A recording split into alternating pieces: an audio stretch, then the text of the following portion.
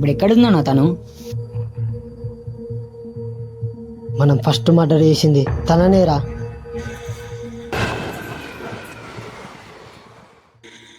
ఒంటరిగా నడుస్తున్నాను నీ గారం గాలిలో వినిపిస్తోంది, కానీ నీ ఊపిరి కైలోకంలో ప్రతి ఒక్కడు చావాల్సిందే.